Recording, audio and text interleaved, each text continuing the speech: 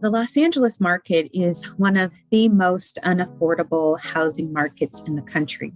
The average family who might earn minimum wage or just above minimum wage has a really hard time finding housing that's affordable to them, meaning they wouldn't be spending more than 30% of their income on housing. People are spending 50%, half, maybe even sometimes more than half of all of their income just on housing.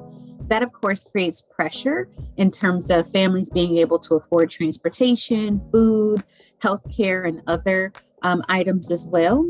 The land around transit is incredibly valuable in general, and especially around metro stations. That land value increase can price people out. The challenge is there is not enough housing.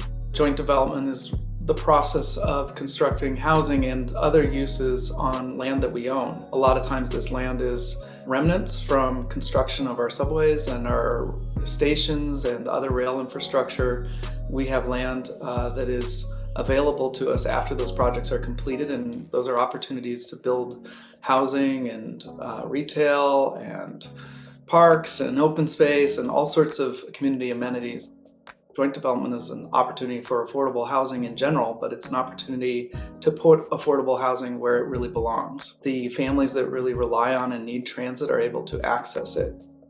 Estas viviendas son mucho más baratos que otros apartamentos, porque nosotros antes de venirnos para acá cotizamos muchos lugares y era mucho más alto que lo que nosotros acá estamos. Yo ando siempre en el metro. Voy a dejar a la niña a la escuela, a comprar, para todo.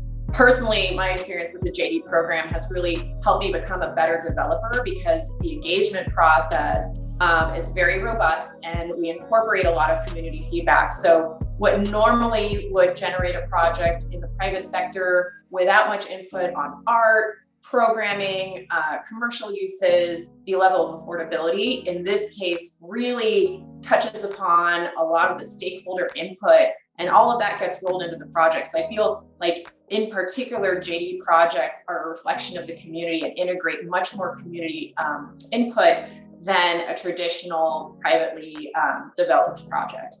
So our first step is really just getting out into the community, starting to talk to people. We hold focus groups. We just meet with people for coffee, to attend events. We hold workshops. We do, open houses and charrettes and things like that. We want the projects to feel owned by the folks that live around them and really feel like part of the community.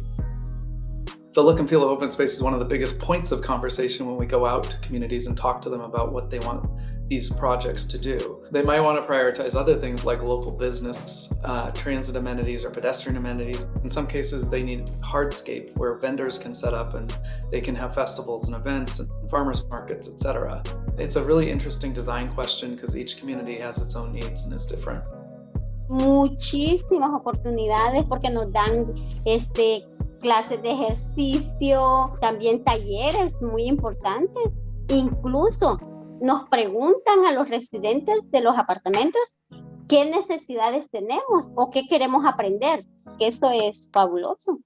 Vivir en un lugar que te ayuden. Y pues la comunidad es muy amistosa, nos sentimos bien en comunidad también. Putting a 400-unit development into a community, has ripple effects beyond just the property. And so thinking about the impacts to a community as a whole is something that, every developer should be thinking about, but it's really typified by joint development. And I think is a good case study for how developers can have a very positive impact on society. Making sure that we're placing housing of all income levels near transit makes for a more equitable use of the transit system as well as our society.